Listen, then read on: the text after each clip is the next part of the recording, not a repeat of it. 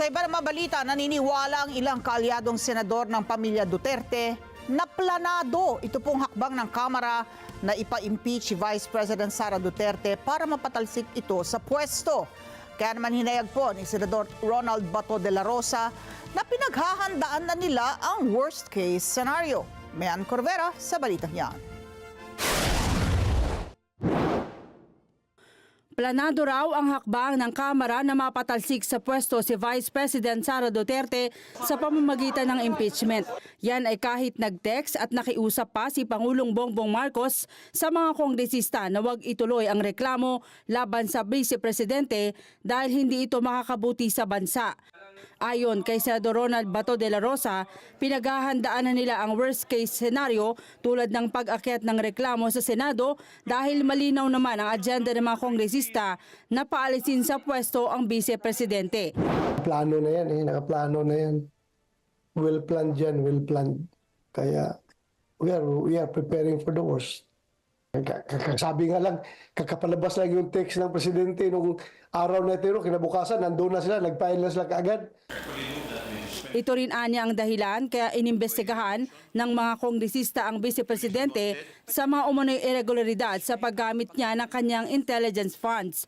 Naniniwala si De La Rosa na kahit humarap pa at paulit-ulit na magpaliwanag si Duterte sa mga kongresista, tuloy pa rin ang impeachment laban sa kanya. From the very beginning, kahit harap siya o hindi, nakaplano na yung impeachment na yan. Nakaplano na yan. Hindi man yan mag-imbestiga kung walang balak na impeachment. Plano na yan.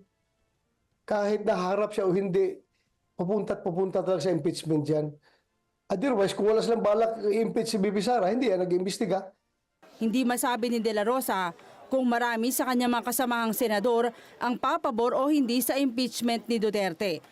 Pero sa caucus-an niya ng mga senador noong nakaraang linggo para sa kanilang apela na madagdagan pa ang budget ng Office of the Vice President, mahigit 10 ang nagtaas ng kamay at naghayag ng kanilang suporta.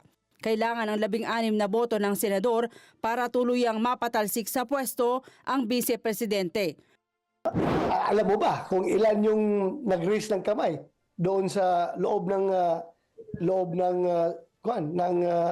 lounge namin nung tinanong kami na kung sinong gustong dagdagan yung pundo ng UBP. Alam mo kung ilang numbers yun? Oo, basta marami. Mahirap na, baka magalit sa akin yung naggano ng kamay. Baka magalit sa akin. Basta sabihin ko sa iyo, sobra 8, more than. Dito tumaas ang kamay doon sa lounge.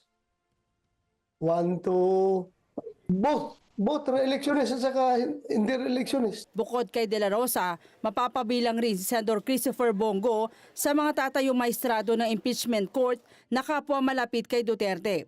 Pero sabi ni Senate President Francis Escudero, malaya naman ang sinumang senador na mag-inhibit sa impeachment court sakaling umakyat na sa Senado ang reklamo laban kay VP Sara.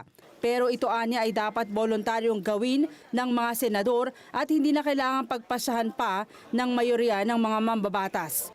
Ginagawaan niya ito ng mga collegial courts tulad ng Sandigan Bayan at ng Korte Suprema. Hindi ito pwedeng pagpasahan sa aking pananaw, ha? Sa aking pananaw, hindi ko sinasabing nakaukit ito sa bato. Hindi ito pwedeng pagpasahan ng mayorya ng impeachment court. Ito'y voluntarily done ng miyembro ng korte. Dahil kung susuriin mo yung ibang collegial courts natin, ano-ano ba yon? COMELEC, Court of Appeals, di ba? Sandigan Bayan, Supreme Court. Kapag may pinapa-inhibit na maestrado, magpa-file ng motion yung korte, yung isa sa mga partido sa kaso, pero personal na desisyon yon nung maestrado kung mag-i-inhibit siya o hindi. Hindi yan pinagpapasahan ng kabuuan ng Supreme Court, Court of Appeals, Sandigan Bayan o COMELEC kung tatanggalin nga ba dun sa kasong yon ang isang miyembro nila. So by analogy, yun ang nakikita kong magiging proseso niyan. Any member can inhibit, but he or she has to decide on that voluntarily on his own, on her own. Ann Corvera para sa Mata ng Agila, matatag, matapang, matapat.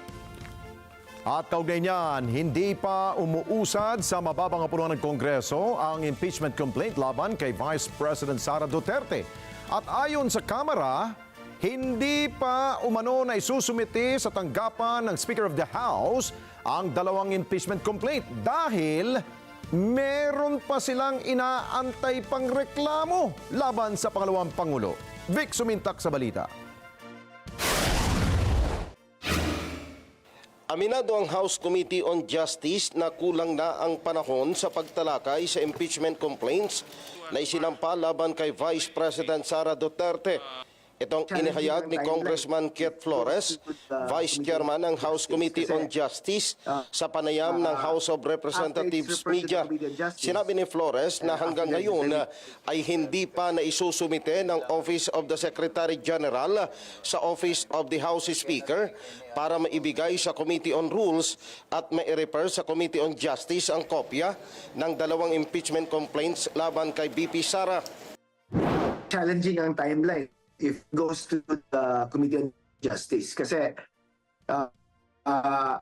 after it's referred to the Committee on Justice, after the determination kung may sufficiency in form ba, yung sa substance kasi, we will be requiring the respondent to file an answer, and it's a 10-day period that is going to be given to them. So that alone is gonna eat up a lot of days, di ba, sa remaining days na session days ng House. Inihayag ni Flores kung dadaan pa sa Justice Committee at walang endorsement ng 1/3 ng mga miyembro ng Kamara sa impeachment complaints laban sa pangalawang Pangulo, kakapusin na talaga ng panahon batay sa nalalabing session days ng Kamara.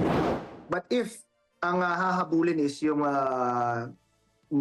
number of days that is remaining sa session days, kung walang referral by one-third vote, parang medyo ipit talaga sa panahon kung dadaan pa sa Committee on Justice.